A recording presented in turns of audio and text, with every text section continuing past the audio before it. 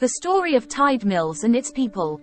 It's extraordinary to imagine that the course of the River Ouse has changed so much over the centuries that whilst it used to run parallel to the coast and emerge at Seaford, by the mid-18th century it had changed its route to emerge at Newhaven, thereby creating a tidal creek where the old course of the river ran. And that was the cue for a new village.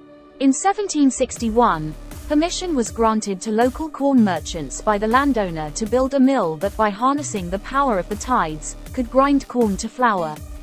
And the mill and surrounding village were born.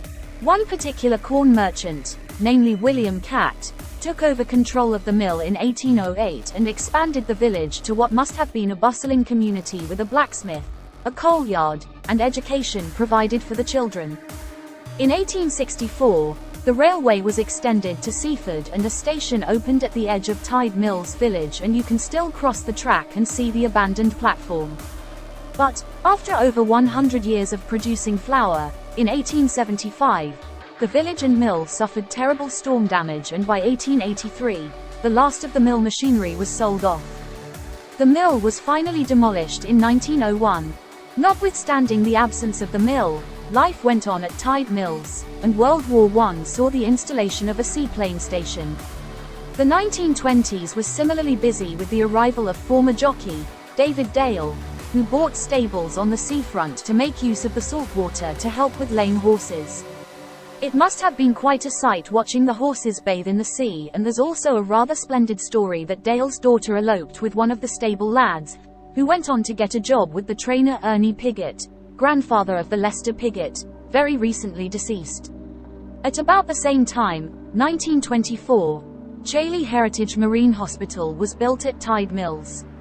This offered medical care, schooling and lots of fresh sea air to boys aged 5 to 16 with physical disabilities. The boys apparently had lessons outside and at night, and if the weather was good, they would sleep outside too.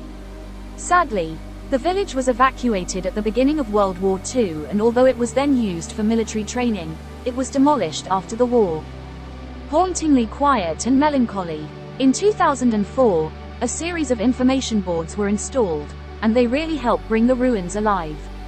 The boards tell the stories of the different houses, such as the station master's cottage and meadow cottage, and provide details of archaeological excavations which revealed clues as to when the houses were built and what they would have been like. There are old photos of the houses and the people that lived there too, with personal anecdotes and memories from residents past. Tide Mills is a strangely compelling part of the East Sussex coastline today.